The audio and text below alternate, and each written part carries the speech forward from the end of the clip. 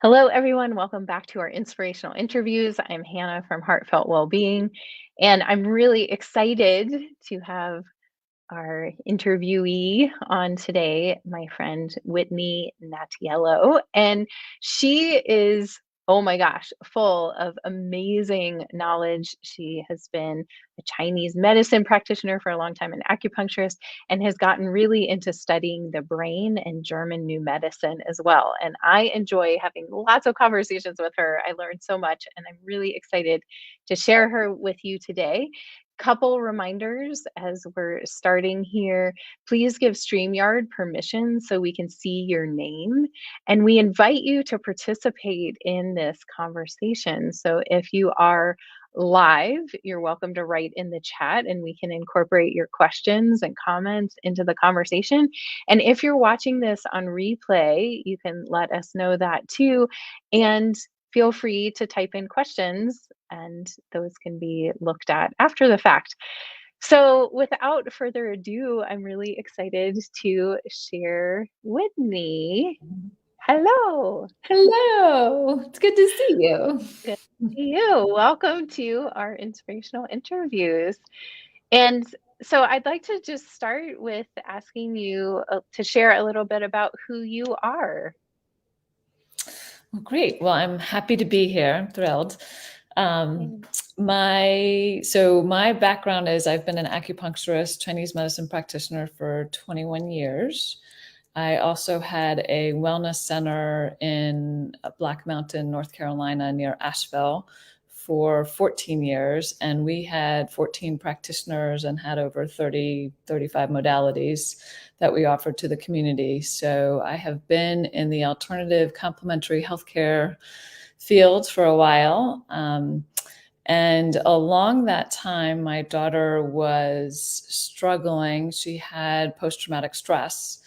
And due to my first husband, her dad dying at the age of 5. And I knew that things had changed in her brain, and I had taken her to counseling. And for 13 years, she really struggled. We tried to figure out what we could do. And I had a plethora of alternative complementary medicine at my fingertips. And we used everything that I could get my hands on for 13 years, and everything seemed to just help a little bit, but nothing really helped her. And what we found was I actually heard or saw a clip of Dr. Daniel Amen, who is a Western trained psychiatrist. And he said on this clip that I listened to is, how can you possibly treat the brain if you don't look at it? Every other specialty in Western medicine, they look at the organ before they treat it. If you're going into a cardiologist or into a pulmonologist, they're going to look first to see what's happening in the organ, and then they're going to prescribe treatment. And in Western medicine, they don't do that for the brain, which is so crazy because the brain is the single most complicated organ in the entire universe that humans know about. Mm. And so when I heard that, I actually took my daughter down for some brain scans to Atlanta. And we were able to actually turn her brain on. She went from she had a 17% score on her PSATs as a sophomore in high school. We thought that she would not graduate high school. And after 2 weeks on the Amen protocol, she took her SATs and she went up to a 74%. Wow. So that was that life-changing moment where I thought, oh my God, what are these people doing? Like, how do they know, and why is not everybody talking about this? What do they know? So I took a month off and became one of their brain health coach professionals. And so now I integrate the neuroscience with Chinese medicine and German new medicine, and just help people optimize their brain. So Yeah. Yeah, it seems so interesting. Like what you just said about we don't look at, or Western medicine doesn't look at the Mhm. brain. And it seems to me like the brain has kind of been like pushed aside as like this Mhm. organ, if we want to call it an organ, but Mhm. that is like impossible to understand. Right. Like, I mean, we still, I mean, what we know is still, yeah. like, a grain of sand. But what we now know in the last 5 to 7, years or so, is that, you've heard of, we don't use a lot of our brain. We only use 10% of our brain and all of that. That's not really true. That's not Hmm. a true statement.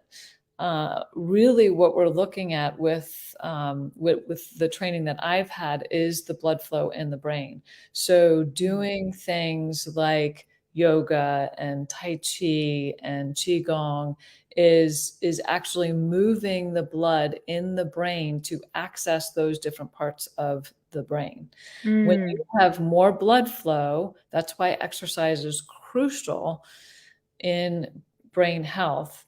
When you have more blood flow, you have more access to different parts of your brain. When you eat really healthy foods like Ayurveda teaches you and Chinese medicine teaches you, you have more nutrients to have more access to your brain. When you have things like post traumatic stress, that actually changes the way that your brain operates. So that can Mm. be a change in mood. It can be a change in learning abilities, which it was for my daughter. She basically had no short term memory. So anything that she was Mm. trying to learn was not, she didn't have the ability to absorb it. And this is the thing, her brain was protecting her. She had this trauma where she lost her father. And so her brain said, okay, in order for us to survive, we're going to shut down short term memory so that you don't have to relive these painful memories. Mm. And so the brain was doing this beautiful, awesome survival thing, but it interfered with her ability to keep up with her peers, to learn anything, whether it be music or academics or a sport or read a Mm. story or watch a movie. Like it affected her in all these different areas. So, you want, I mean, I have such humble respect for the brain because it's smarter than anything else that we know on the planet. I mean, it is an expression of nature's intelligence. Yeah. And we have to remember that there's reasons why it may be not operating properly. And we can Right. do many things everything that we choose, everything we eat, we think, we decide on, every behavior, every mood that we're in, every relationship that we're in, everything that we choose actually has the ability to age our brain forward or to actually deaccelerate aging. So you can actually, no matter what age you are, you can actually deaccelerate the aging process, which Wow. is so awesome. Yeah. Yeah. So you're not Oh my stuck with the goodness. brain that you have. Like Yeah. you're in menopause, you have memory issues, not stuck with the brain you have. Like whatever it is. Yeah, that's so exciting. So my brain is going in multiple directions from everything you just shared. But one of the pieces that seems really clear is, so from like a Western perspective, when we look at something not functioning well in the body, we say, how do we like do something that changes it? Whereas in the more Eastern traditions, we look upstream, kind of like Mhm. Right. what's the root of that Mhm. caused this downstream thing to happen, and we Right. want to go upstream and look at that. And so it sounds like from what you're saying that this is that bit of an upstream perspective of saying like there's things that have happened, and again we're looking at trauma, which has so much, and all of us have experienced Mhm. trauma, big and little, Mhm. and but it's how we have integrated it or interpreted it in Mhm. our own systems that then relates to how it manifests, Right. right? And Absolutely. in Mhm. our bodies and in our minds and in our spirits. Mhm. So I'm sure everybody who's watching right now is curious, like, how do we change our brains? Right. So I think sleep is number one. We've got to have good sleep. That is the single only time that the brain will call it a goes through a washing and rinsing cycle. Uh-huh. So if we're not sleeping, then our memories from that day, whether it be a memory or a learning or whatever it is, our memories from that day will not get translated into long-term memory. It won't go into long-term storage. So sleep is really crucial. So we've got to figure that piece out.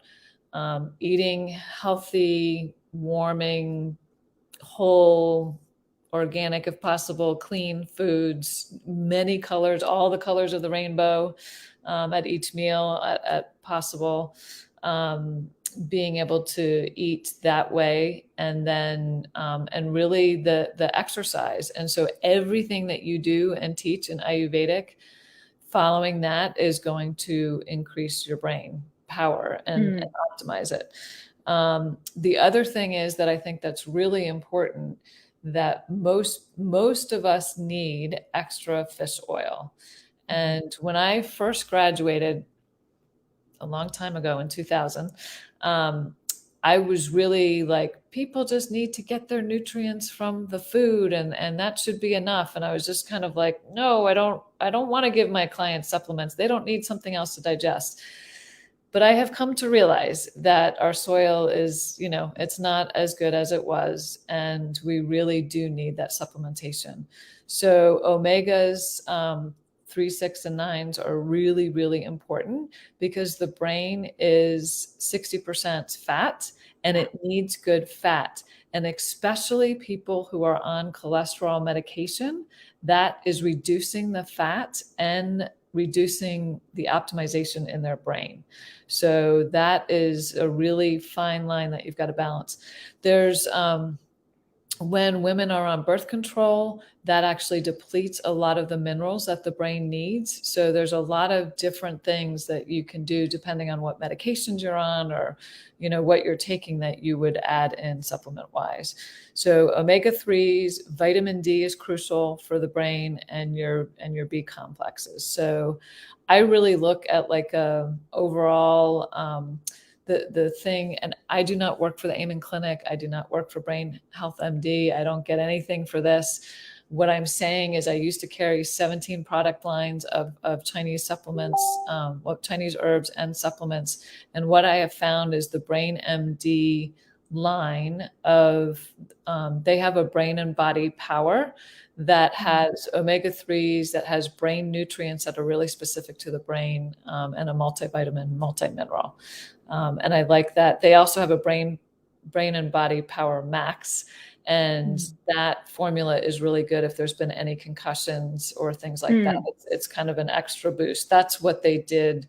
They did an NFL study on that particular Oh, formula, wow. and was helping the NFL players regain brain function after multiple concussions.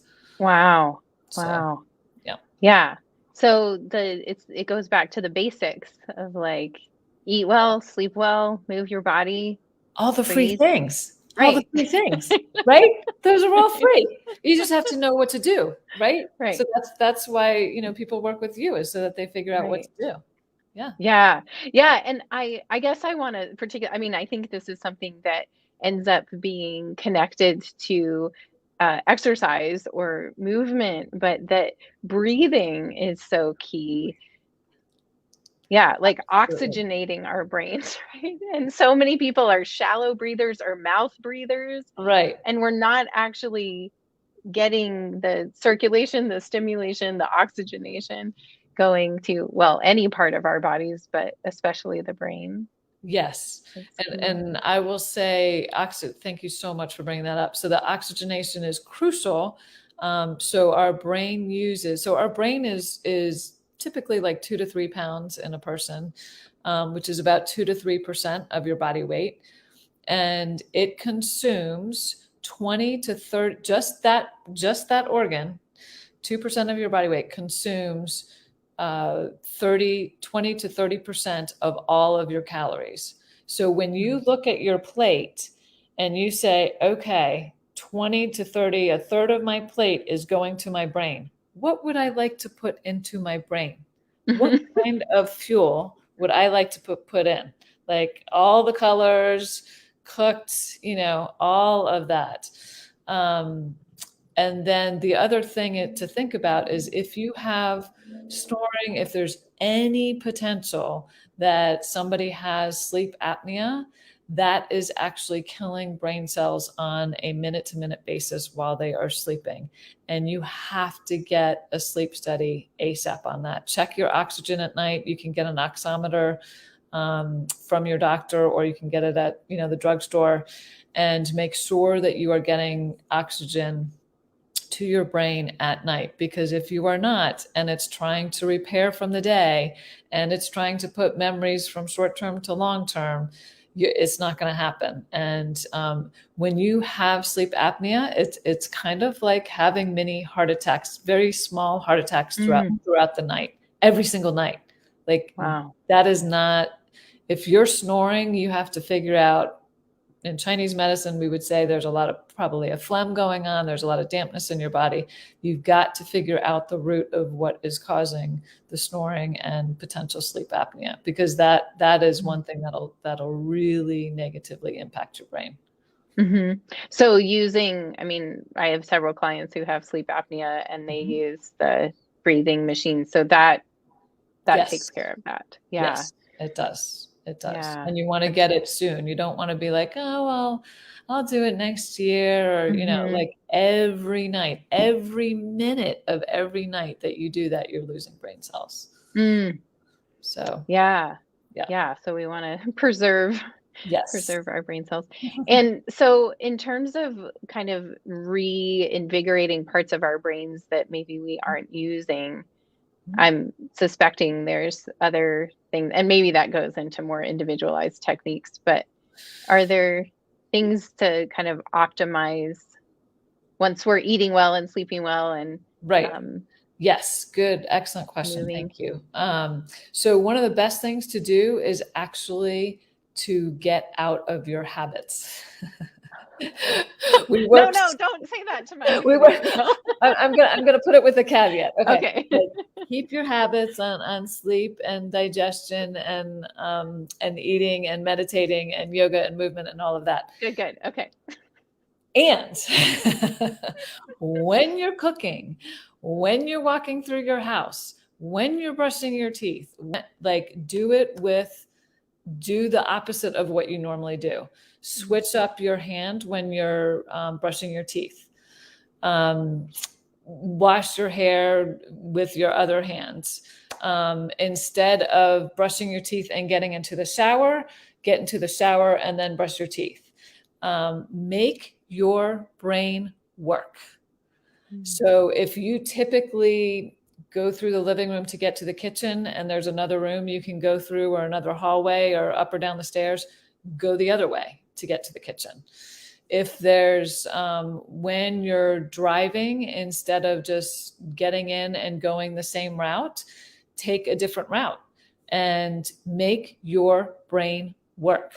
Because when it's working, you're going to be building new pathways. And that's the beauty of the brain, is it becomes optimal that way. So if you skip rope and you always lead with your left foot, lead with your right. If you are making eggs in the kitchen and you typically get the eggs out and then the butter, get the butter out and then the eggs. Make your brain work. Yeah. So that seems to kind of just speak to mindfulness too, like to notice things and what can change, or how things looked. I mean, I think about just, paying attention to like how nature's changing each day, or, these little, instead of being on autopilot, which is really what you're talking about, is to go off of autopilot and to really notice. Yes. Yeah. I mean, like changing up which side of the bed you sleep on. Mm, If you have a 2-car garage, ask your partner to switch. So you have to think differently when you come into the garage, because you're gonna be like, oh my God, this feels really strange and hard. If you can travel to a different country and drive on the other side of the road, do that. Like really get your brain working. yeah. What people always say to me, like, oh, I do crossword puzzles and I do Sudoku and I do these things to keep my brain sharp. And that's great. But guess what? If you're really good at that, Mm, it's not building new pathways. You want to do mhm, other types of puzzles like that you have not done before.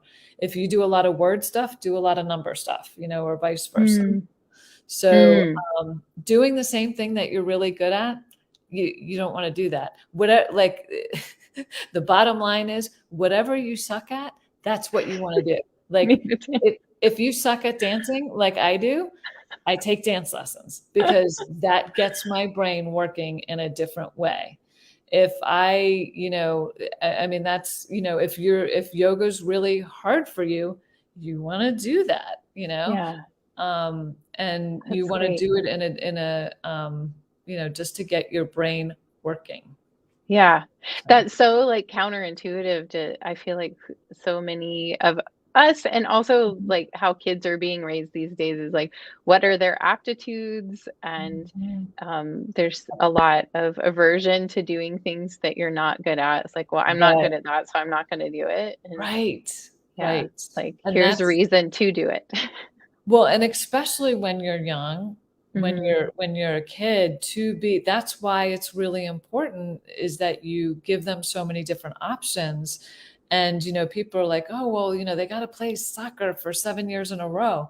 No, mm, play soccer for one semester and then play basketball and then go mhm, swimming and then and just really get all of the different ways that your body and your brain can work and move together. mm. So I like, like that so much. keep your keys in the same spot so you can find them, right? Right. Like, I'm not saying move that, but like everything else. Right. There are some things to keep Right, keep right. life running in a more sane way. Um, I really like that as a multi-passionate person, Mhm. like I love like music and art and healing and cooking, and, all these things. Um, I dance and yoga, I love what you're saying. I feel like I've been told my whole life, like, choose one thing, and I've resisted. Like, no, I'm gonna be exploring all of these Yes, things till I die, and it's so fun. Um, absolutely. so yeah, that's fabulous. So you sent me this brain quiz that I took.